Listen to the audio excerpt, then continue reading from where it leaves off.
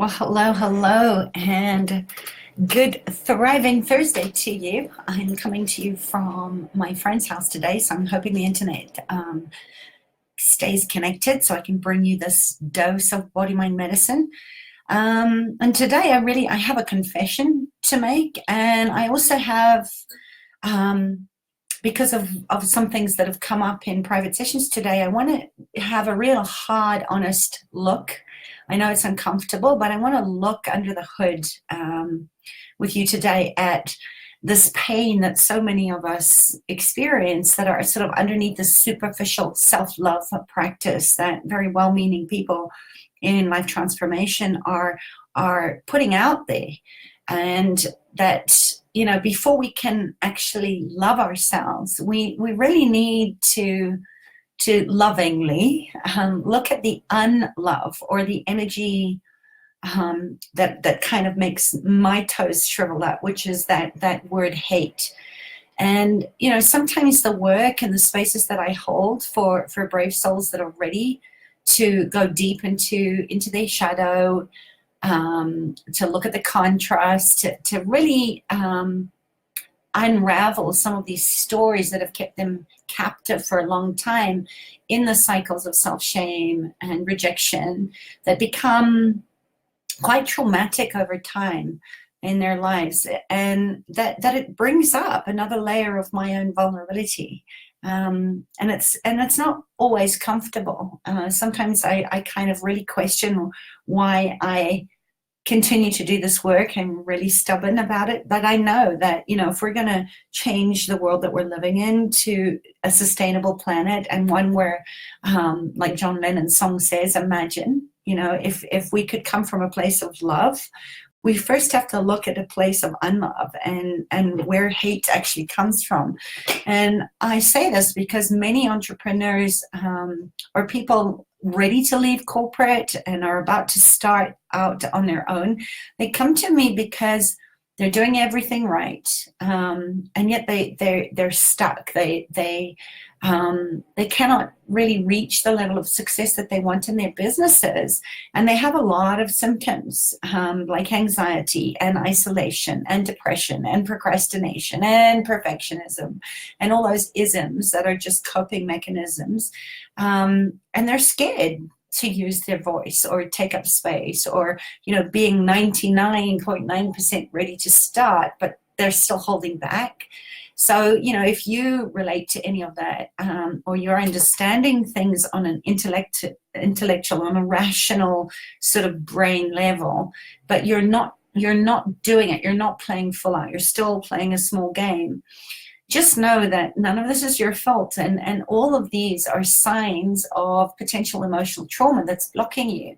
And let's face it, I say this all the time, and if you've been with me for a while, you know that my work is in getting people to get to the root cause of some of these traumatic experiences. And we've all had trauma in our lives. Some we remember, and other times we don't. But these traumas often inhibit us in our relationships, with our family, with our friends, with our partners, with our colleagues, with money, with just the energy of what success looks like. And it's holding us back from being the best version of ourselves. And for those of you on my mailing list, I just sent out an invitation to a wonderful summit that I'm going to be talking to this more. That is all about how to live as the best version of yourself, and why we're self-sabotaging our efforts. But the good news, as always, is that research, science is the evidence is there around how deeply we're affected by trauma, especially emotional trauma. That it's not always the physical trauma, which is one of the aspects that's been left out of the adverse childhood experiences. That it includes intergenerational and familial traumas and also our collective trauma of just being human. So, back to my confession. So many times over the last almost 20 years that I've been doing this work with trauma resolution, I've wanted to run and hide and to quit, because holding space for so many beautiful, highly sensitive, empathic people, when they're in their pain, my inner saboteur voices get the best of me, just like everybody else. I'm human, and I'm still working through my own, unresolved traumas. And I know, the comparison trap is one that I'm working on. Trust is a big one. And a lot of times that voice comes up, and it's like, who do you think you are, to be entrusted with other people's fragile, precious lives? And it's a huge responsibility, and one that I take very seriously. But I'm also very deeply, deeply grateful that through these very personal exchanges, and the growing pains that I actually get to be journeying with in my clients' lives, they're helping me to heal, to grow myself up. And there's no teacher and student in that relationship. It's interconnected, and it's just how energy flows. It's just like there's a giving and a receiving, and a deep compassion, that we're in it together, all of us. We're finding a way back to our heart space, beyond this sort of egoic ranking system, where it's very subliminal in a lot of stuff. It's like, be your own guru, or don't follow me, be your own guru, which is all subtle manipulation. But all of it really holds us back from being in that full expression of ourselves and who we are becoming and who we came here to be. And that for me is, that one thing we all have in common is that we want connection, not just to ourselves, the sovereignty to be ourselves, to be authentic, to be standing and living in our truth, but also to be witnessed and seen, and that the beauty in me sees the beauty in you, and the beauty, the saboteur in me also sees the saboteur in you, because we can't see our blind spots when we're in it. And that really is, for me, the true definition of compassion, is that the pain in me can see and feel the pain in you.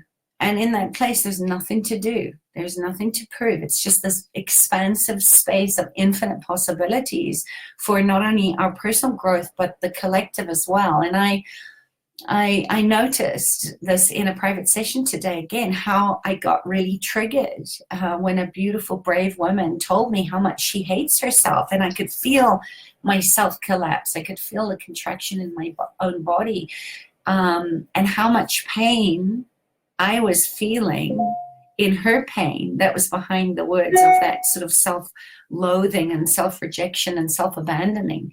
And made me really sort of deepen into this whole inquiry of this brand new masterclass series called The Biology of Trust, that I've been lovingly curating and fine-tuning so that I can bring it to you.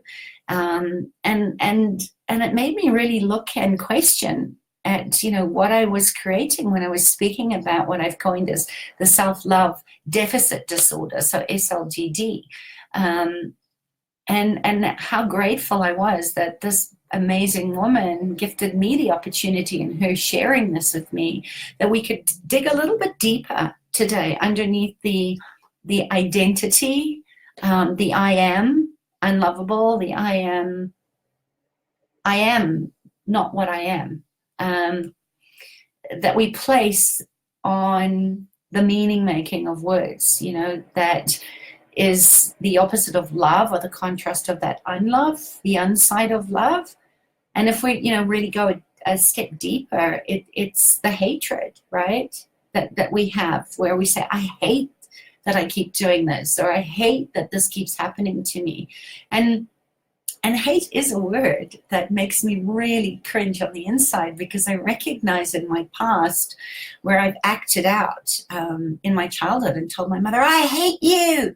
And also to have that sort of come back at me as a mother from my own daughter that said the same thing to me, and how it makes me really feel bad about myself.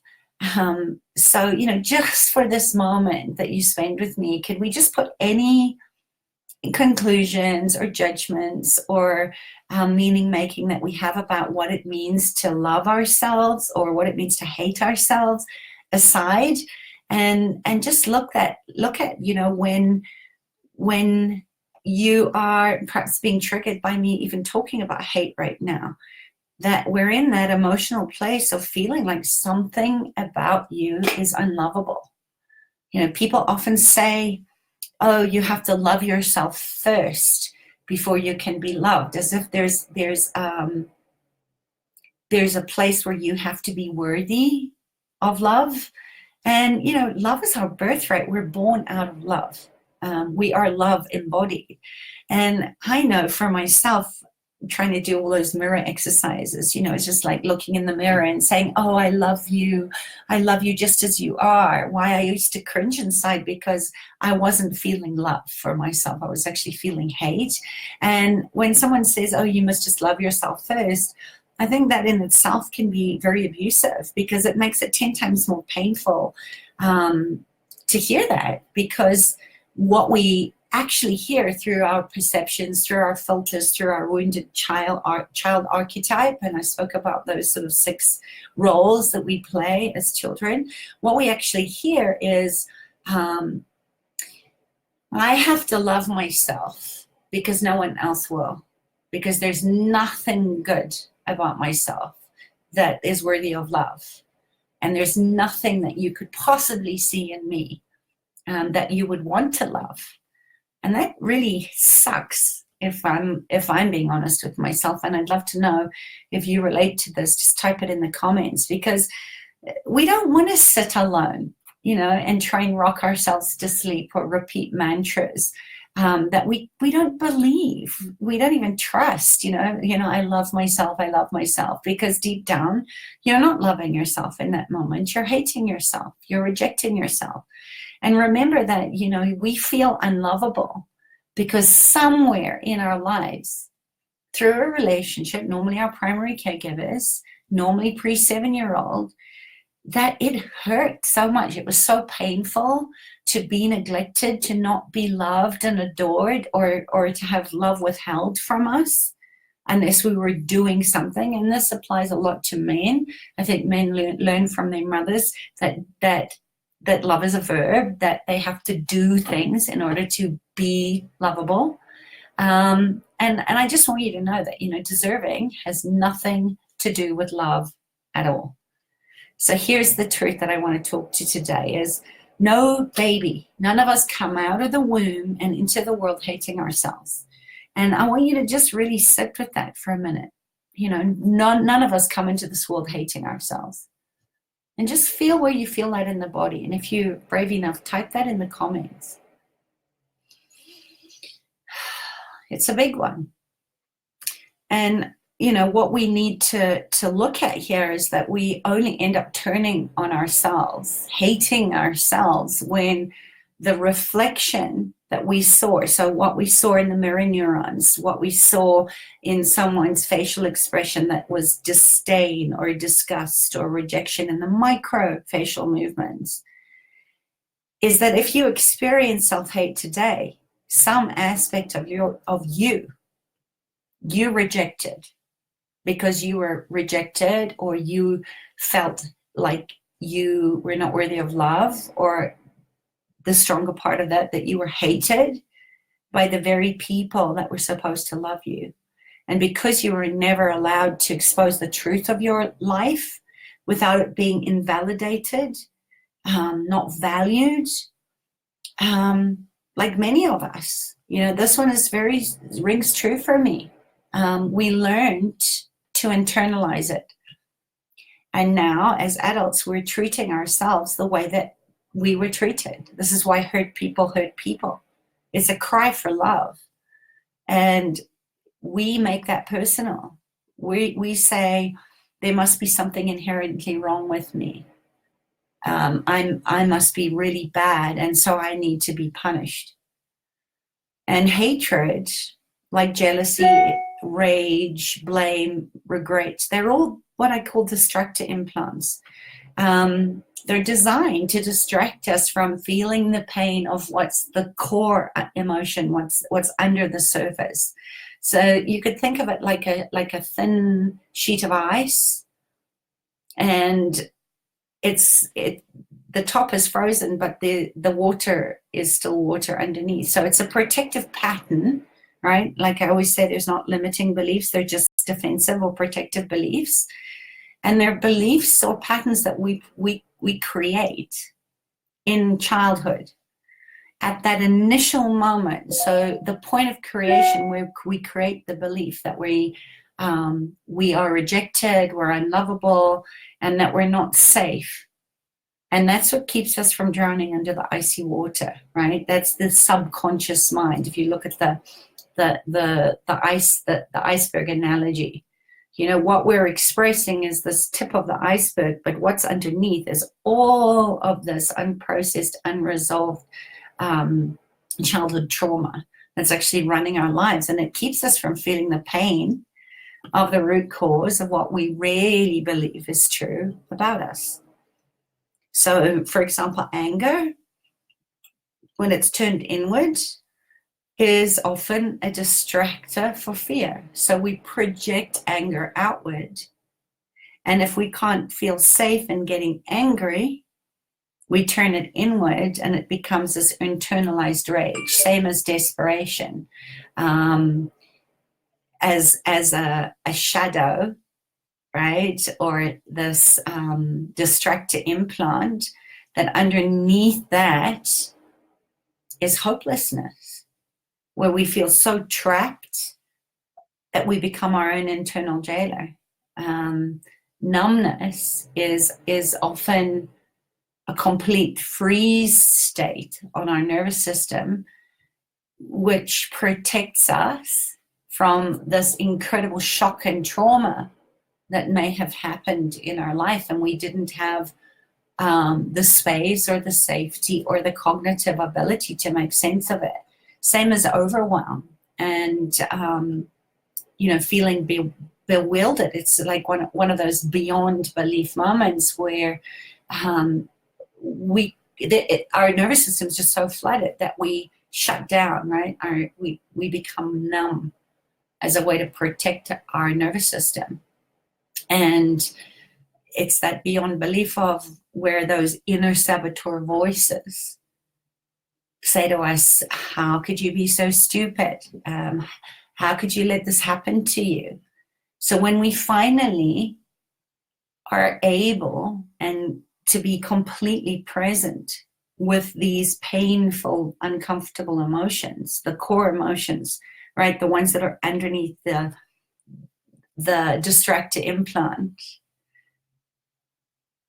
that's creating this protective belief to keep us safe, when we can drop into that deeper level of feeling the painful emotions, right? The core, the primary one, to our nervous system and to our body, it feels like we're dying, right? It feels like we've fallen through this ice into this freezing cold water.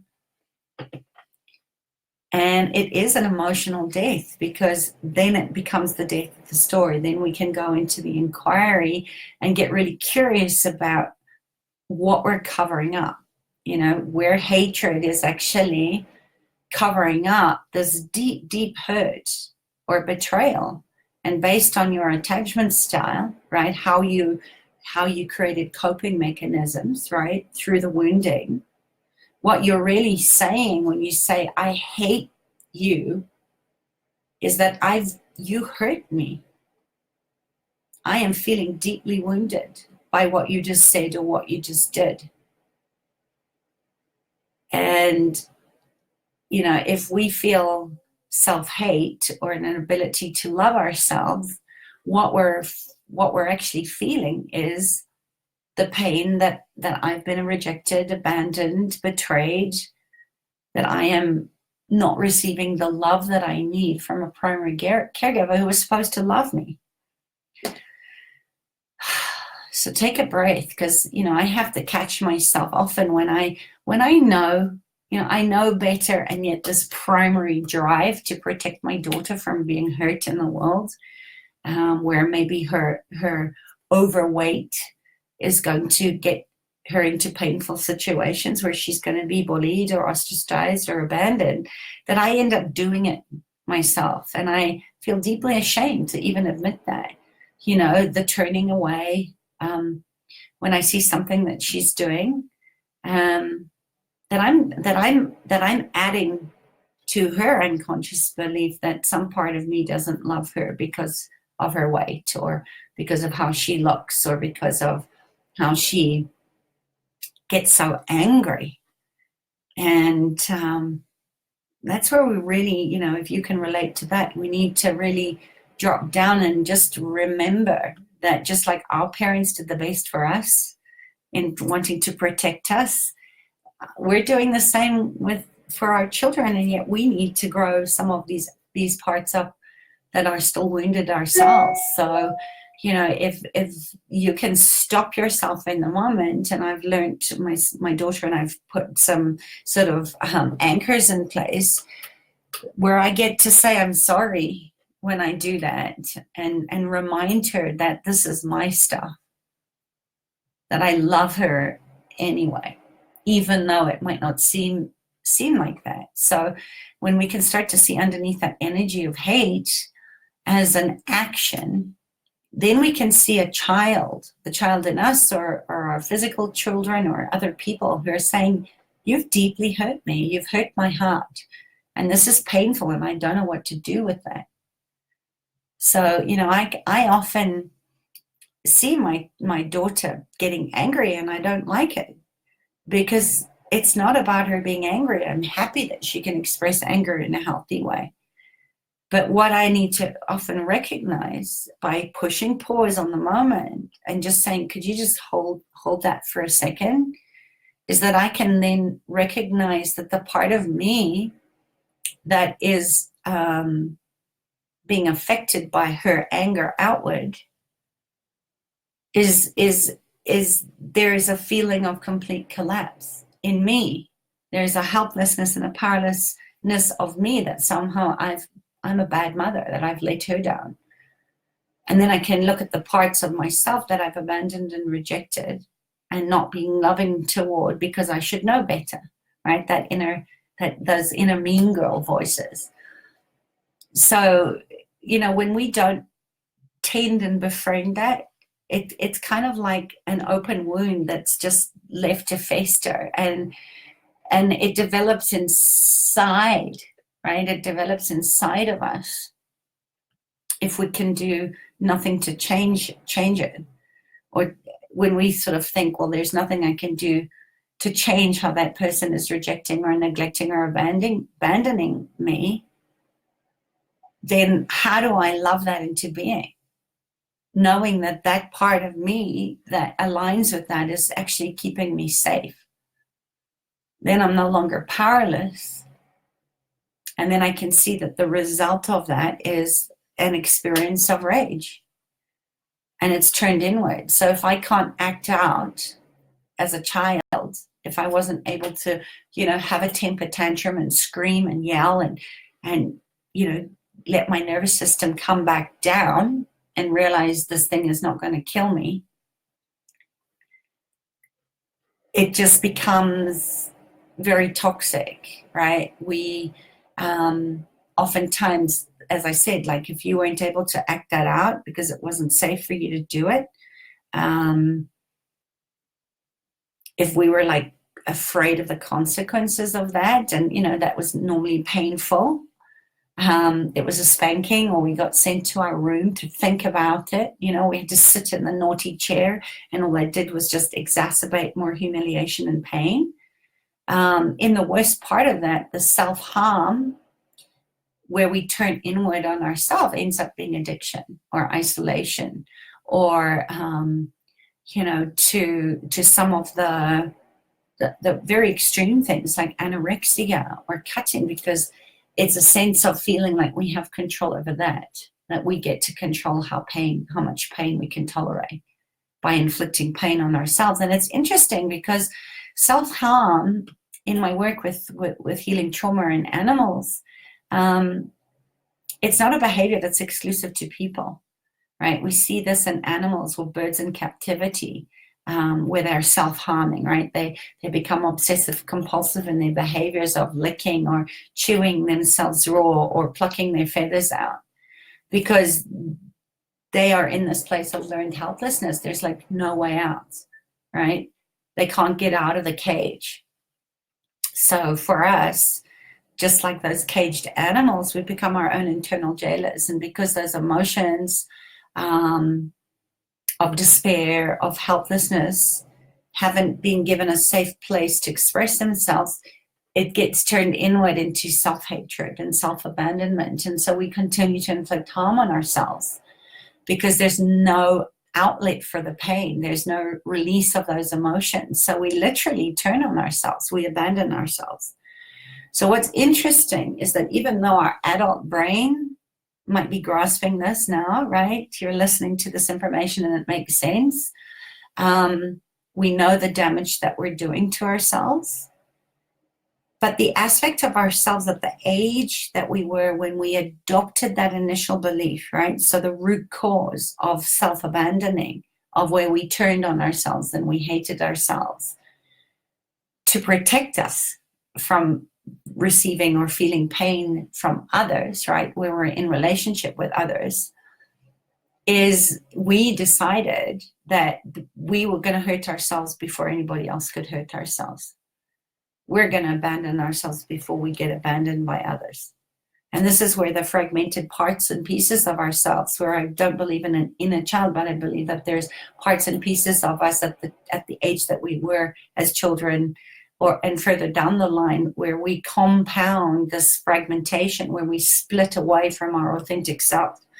And this is called dissociation in psychiatry terms. But just know that it's due to our family, or oopsie, there's someone calling me, or our sort of cultural mores and moralities, our programming, where we learn very early on to override the parts of us that are angry. We stop listening to our rational fear that's there to keep us safe, which is why a lot of people that have overridden that for so long take really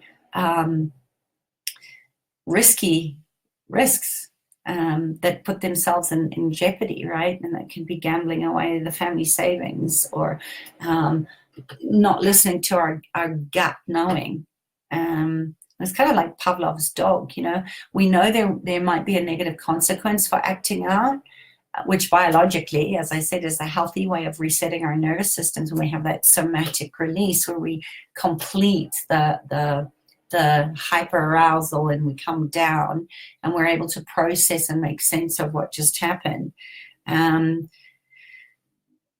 So we take on certain outward personas, and as I said, I talked about this last week. So if you didn't see that one, maybe go back and visit the one I did on the sort of personality traits, the 6 types of wounded child personas or roles that we take on, where there is this split mind, there is this fragmentation, where part of us feels afraid and is really, really vulnerable, but there's this other part of us normally that comes from that inner saboteur voice that's saying, oh, don't be so pathetic. And oftentimes, again, it's coming from that primary experience, pre-7-year-old, where we were told that by somebody. For me, it was my dad that said, oh, lift your game, I'll give you something to cry about.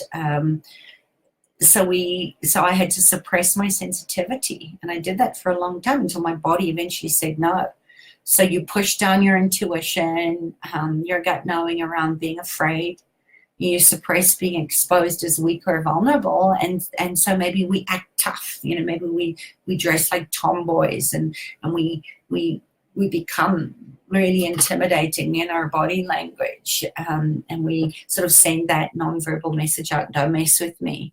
And in that, we're actually abandoning and we're rejecting the sensitive side of who we are, right? We're not authentic anymore. We're becoming a persona that's not really us, but it's a coping mechanism that keeps you safe. So over time, as we grow into adults, it's so deeply ingrained in our subconscious that we don't even know that we're doing it, or operating from these sort of protective or defensive positions, and we're pushing people away when what we really, really want is just connection. And energetically, our body language, our facial expression, before we've even said anything, people already go, whoa, don't mess with her. And I'm grateful once for a colleague of mine saying, you come across as really intimidating. And of course, that just, if we're not aware of it, it just perpetuates the belief that we're being rejected and we're unlovable. And we're afraid to be vulnerable. So we shame ourselves continually, so that no matter what we do, we're never enough, right? We prove that we're right, that we can't live up to our own unrealistic standards. And we get to criticize ourselves before anybody else does that. And it's really exhausting. Believe me, I did it for years. And what breaks my heart is that we think this is who we are, right? It becomes so ingrained in us, especially if we grew up in a family where a primary caregiver was hypercritical of you, and was constantly shaming you or making you feel bad about yourself. The inner saboteur voices, right, that inner part of us that's trying to protect us, is the one that actually becomes the abuser, because we have to come up with ways to cope with that voice, that we mistake as I am this thing. I am unlovable, rather than the one that never knew love, which is very different to hating ourselves or thinking that there's something intrinsically wrong with us. And you know what? You can't win. You literally turn on yourself. This is what autoimmune disease is. The cells are actually turning on themselves. We're eating ourselves up from the inside. So, an example of that is like if you've sort of pride yourself on your independence, that you don't need anybody. It's a very anxious, avoidant coping style. Your inner saboteur, your mean girls are going to say, oh, you see, no one loves you. You're incapable of having a relationship. You're so awful. And, if you believe that your body follows your minds, that your thoughts create your reality, and you suddenly come down with cancer, that inner saboteur voice is going to say, you're such a total loser. You can't even control your own thoughts, and because you can't even control your thoughts, look, you see, you gave yourself cancer. And of course, it's not what we want. But if you think about, the programming that we all grew up with, for me, I remember that one too. It's just like I really struggled with maths.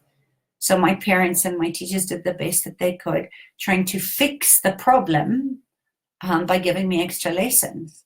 And although it's all well-meaning, and yes, I managed to pass my maths test, not that it helped much, but we grow up in a society that's constantly saying you're a problem and we need to fix you.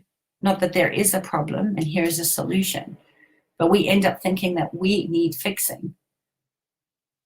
And it's very damaging to our self-confidence, because it's the mixed message is basically we're broken.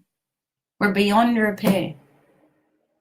And our subconscious, of course, keeps reminding us as an adult of all the unloving things that are wrong with us in an attempt to fix us, right? This is why we do all the self-help work, and we go and spend money and doing all these modalities and sitting in psychiatrist's office and playing with different drugs just to try and fix something that actually isn't broken in the first place.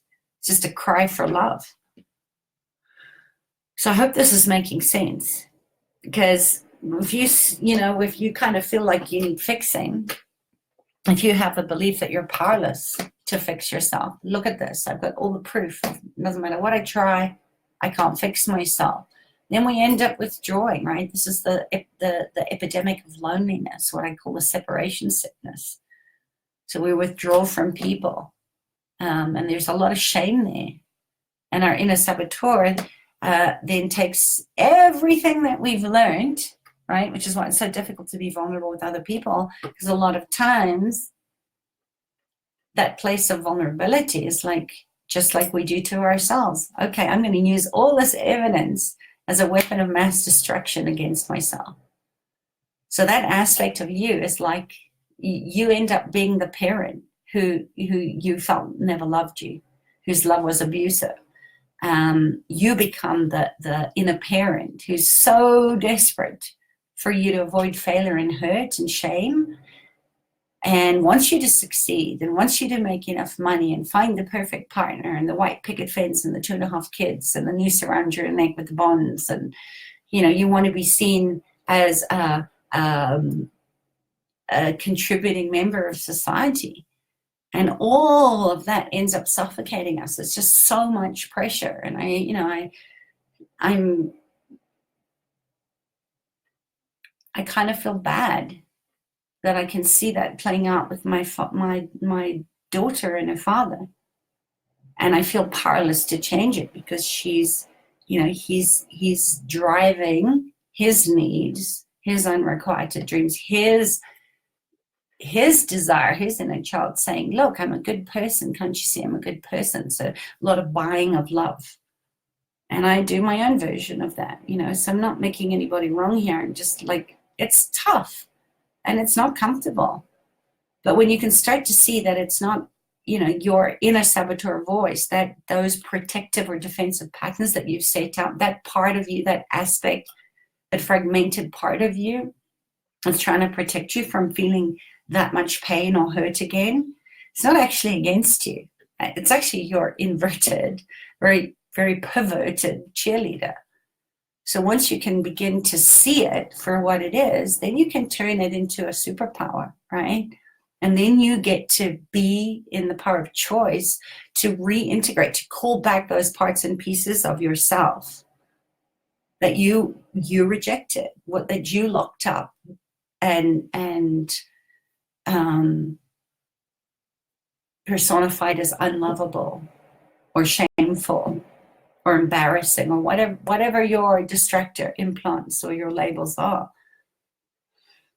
And that's the beautiful place of this work, where you get to reparent and grow yourself up as the present, loving, compassionate, kind-eyed parent to your child past that maybe you never had. And this is the deep work of reintegration that I do with my private clients and in my group coaching programs, where you start to stand in your power, right? Because you have the information, you educate yourself to what is going on, right? You do the tough love, and you get really honest with yourself about all the becauses, all the reasons and justifications why you've self-abandoned, why you've rejected yourself, why you're sabotaging yourself. And then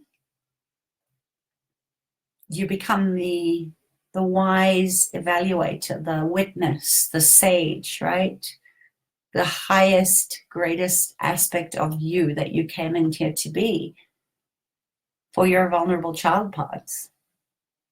And you get to acknowledge your defensive and protective belief systems and your attachment wounds directly in the mindfulness change process. And then you rewrite your story. You come up with generative solutions to soothe the vulnerability itself at the age that you were when you formed the belief that led you to hate yourself or self-abandon yourself or reject yourself or self-sabotage your efforts.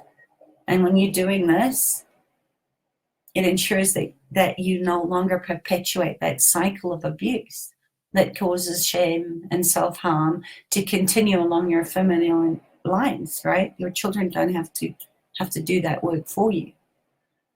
So I know that was a lot, so you might want to go back and listen to this again, but I'll leave you with a question today, and that is, how can you practice being a little bit more loving to your wounded parts? How can you be more fierce in your medicine as the witness, as the observer, as the cheerleader for the parts that are trying to protect you, that actually aren't doing what you need them to do right now, to the extent that you're judging, you're criticizing, you're hating, you're rejecting, you're repelling all that you really want in connection, in success, in results, in your divine right clients, in your family, in your love relationship.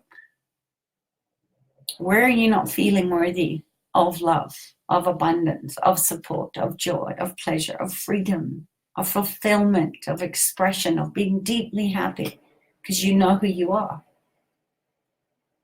And you're vulnerable enough to get honest about what it is you don't like about yourself, so that you can unthaw those frozen bits and bring them back to a place where you can hold them with compassion. So where can you do that today? And if you take nothing else away from this conversation, could you just allow yourself 1 degree more than you did a minute ago before you listened to this? And thank you for spending this time with me. I hope it's valuable. I hope it's supportive. But how can you just trust that it is possible when you feel all these pains and these uncomfortable parts that want you to quit and run away and go, who am I to do this? That's the place where healing begins. That's where transformation takes place. That's where you set yourself free from the state of in constant suffering, of isolation, of separation. Just know you have the choice. Power of choice is yours. Every moment is a choice to open your heart a little bit more, rather than putting heart walls up and barriers and more defensive mechanisms to keep yourself from feeling the hurt parts. And find people around you, that are doing the work, that are walking by your side, that are holding your hand, so that you can stay on that path of connection, no matter how challenging it gets at times. And it will get hard. New level, new devil. And would you be willing to be brave enough to just reach out and touch someone? If not me, then who? Find somebody that you trust.